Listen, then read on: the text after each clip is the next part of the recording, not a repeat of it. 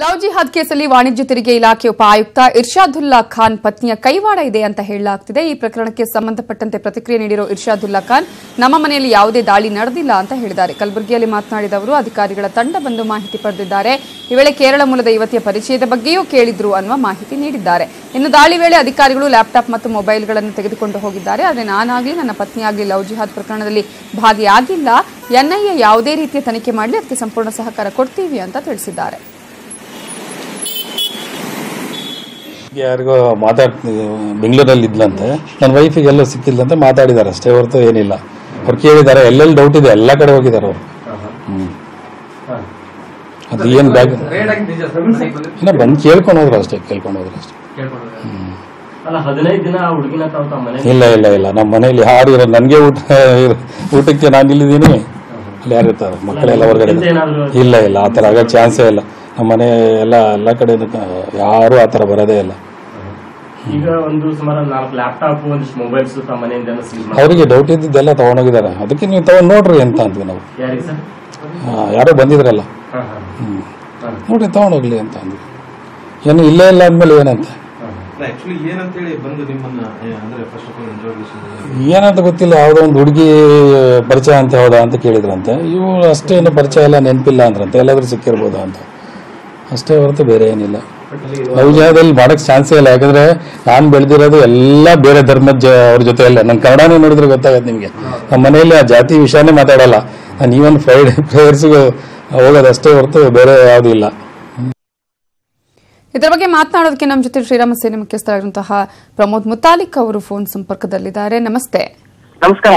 ಈಗಾಗಲೇ ವಾಣಿಜ್ಯ ತೆರಿಗೆ ಇಲಾಖೆ ಉಪ ಆಯುಕ್ತ ಇರ್ಷಾದುಲ್ಲಾ ಖಾನ್ ಅವರ ಪತ್ನಿಯ ಕೈವಾಡ ಇದೆ ಲವ್ ಜಿಹಾದಲ್ಲಿ ಅನ್ನುವಂತಹ ನಿಟ್ಟಿನಲ್ಲಿ ಒಂದು ರೀತಿಯ ಆರೋಪ ಕೇಳಿ ಬರ್ತಿದೆ ಅಂತ ಹೇಳಿ, ಹಾಗಾಗಿ ಈಗಾಗಲೇ ಕೊಚ್ಚಿಯ ಯುವತಿನವರ ಮನೆಯಲ್ಲಿ ಇಟ್ಕೊಂಡಿದ್ರು 15 ದಿವಸಗಳ ಕಾಲ ಅಂತ ಹೇಳಿ, ಈ ರೀತಿಯಾದ ಒಂದು ಆರೋಪಕ್ಕೆ ಏನ್ ಹೇಳಕ್ ಬಯಸ್ತೀರಾ? ನೋಡಿ, ಲವ್ ಜಿಹಾದ್ ಅನ್ನುವಂಥದ್ದು ಇದು ಬಹಳ ದೊಡ್ಡ ಜಾಲ ಇದೆ. ಇಡೀ ದೇಶದಲ್ಲಿ ಇದೆ, ಎಲ್ಲಾ ಕಡೆನೂ ಇದೆ. ಇದು ವ್ಯವಸ್ಥಿತವಾಗಿ ಹಿಂದೂ ಹುಡುಗಿಯರನ್ನ ಫಸಾಯಿಸುವಂತಹದ್ದು ಇದು ನಡೀತಾನೆ ಇದೆ. ನಾನೊಂದು 10 ವರ್ಷದ ಹಿಂದೆ ಹೇಳಿದಾಗ ಅಪಹಾಸ್ಯ ಮಾಡಿದ್ರು. ಸೊ ಈಗ ಕೇರಳದ ಹೈಕೋರ್ಟ್ ಇರ್ಬೋದು, ಕರ್ನಾಟಕದ ಹೈಕೋರ್ಟ್ ಇರ್ಬೋದು, ಸುಪ್ರೀಂ ಕೋರ್ಟ್ ಅವರಿಗೆ ಈ ವಿಷಯದ ಕುರಿತು ದಾಖಲಾಗಿದೆ, ಚರ್ಚೆ ಆಗ್ತಾ ಇದೆ.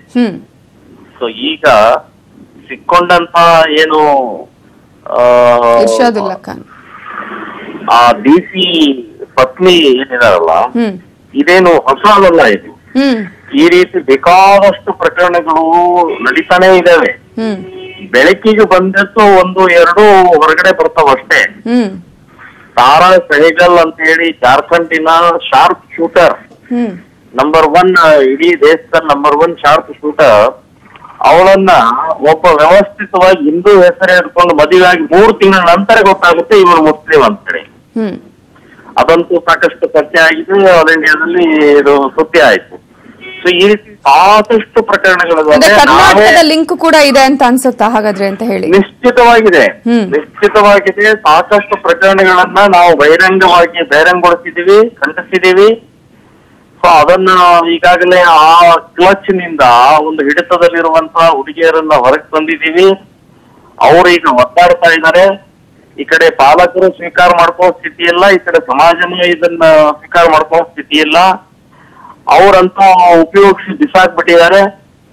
ಸೊ ಈ ರೀತಿ ಇರುವಂತಹ ಸಂದರ್ಭದಲ್ಲಿ ನಾವು ಸಂಘಟಕರು ಸಾಕಷ್ಟು ರೀತಿಯ ಸಹಾಯವನ್ನ, ಅವ್ರಿಗೆ ಆಧಾರವನ್ನ ಕೊಡುವಂತ ಪ್ರಯತ್ನವನ್ನ ನಾವು ಮಾಡ್ತಾ ಇದ್ದೀವಿ.